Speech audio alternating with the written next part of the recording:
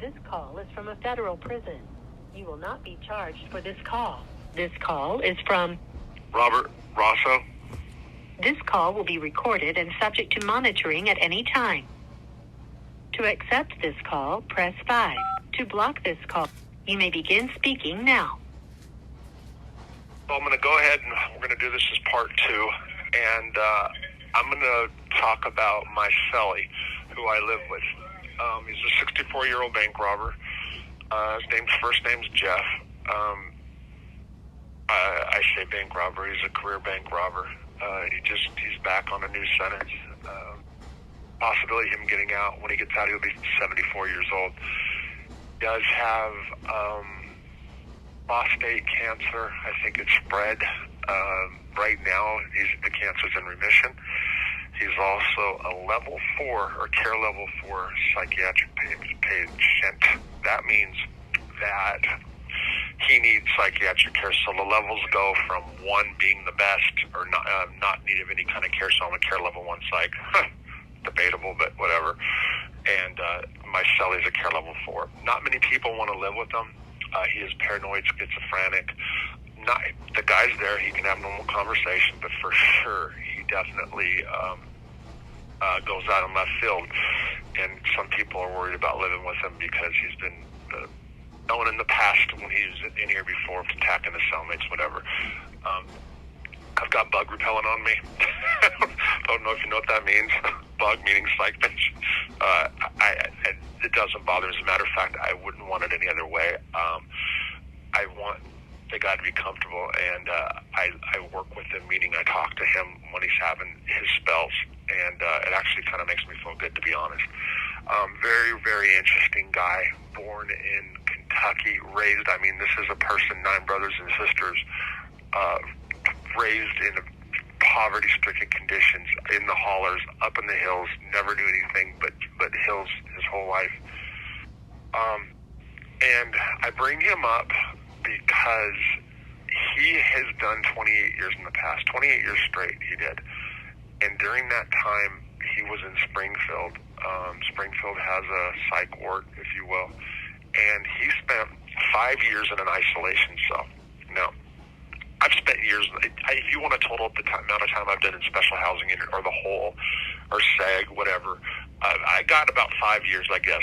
Maybe more, maybe a little, it's more, I believe. We're talking 5 years straight, day for day, a little bit over, a few days over, actually. And he was put in there because he had a mental health breakdown. Well, one of the things that happened is that he liked it there by himself. And all he had was a pair of boxers, a mattress, no blanket, and nothing, no reading material, nothing for 5 years. And he chose to be that way. He chose to be that way, and this is really interesting. And what he did to get himself through, and we just talked about this recently, was he created a fantasy world in which he lived in, meaning he knew a place, old house, an old holler in Tennessee, and in his mind, every day when he'd wake up, he would go there, and that's where he would live. And for 5 years, he actually got married in his head, raised a family, had kids. The wife 9 months pregnant, the whole 9 yards. And this is how he survived. And he didn't want to come out of his cell. He would not shower. He did not bathe. He did not cut his hair, his face, nothing. And we talked about that. And let me tell you why I related with this. Because I used to walk every day 1 to 2 hours in prison. And this goes back to my first incarceration. All my incarcerations, I was a walker. And it was never about physical health. It was about mental health. And I used to daydream and fantasize. This call is from a federal prison. Different stuff. And I will tell you that in every case except this last sentence, which was the life sentence, which I did almost 24 years on. But the other, I would sit there and I would think, okay, this is how my life's going to be. And I sit there and plot it out. And I'm going to tell you something. It was basically spot on.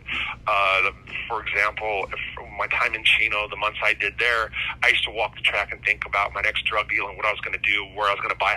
It was like almost exact, except my cars weren't Porsches, they were Corvettes. I didn't buy 10, I bought 21. the girlfriends and the old, I can get into all of it, but it was almost spot on.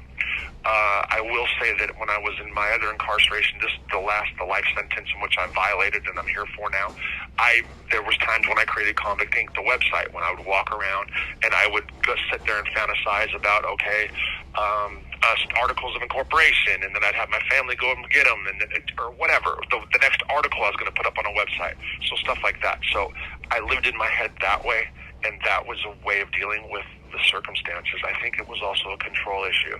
We feel like so helpless in these situations.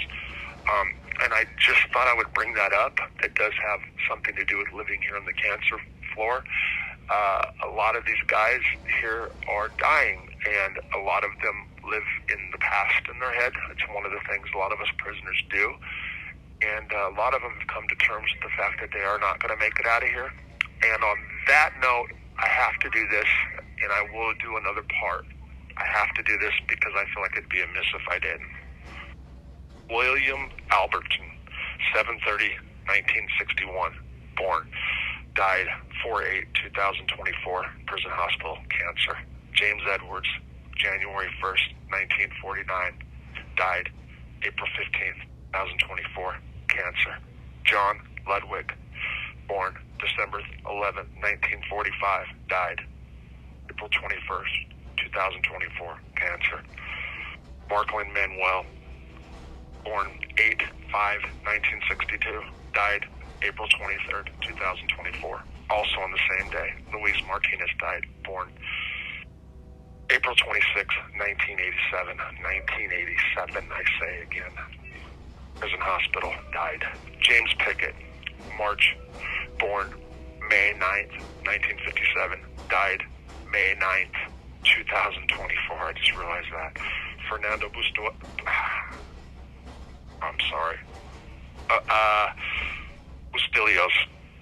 I hope I got that right.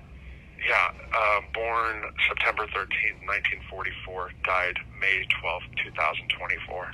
John Quinones, January 11th, 1955, died also May 12th, 2024. The next day, Eric Branch died. He was born July 10th, 1978. Jarvis Simpson, born February the 15th, 1968. He died on May the 18th, 2024. Milton Choi, I knew Milton Choi, born September the 13th, 1962. Died June 23rd, 2024, just a few days ago, actually. And this was a really, really sad case. Robert Quarles, born December the 30th, 1972. He died the other day, June 25th, 2024. And let me tell you something about Robert Quarles, and let me tell you something from the prosecutor who prosecuted this guy out there and held him up on compassionate release. You scumbag. He was granted compassionate release. The judge was granting him. The warden said that he needed to go home on compassionate release. The social worker here wanted him home on compassionate release. And the prosecutor decided to file a frivolous extension trying to figure out why this guy shouldn't be released.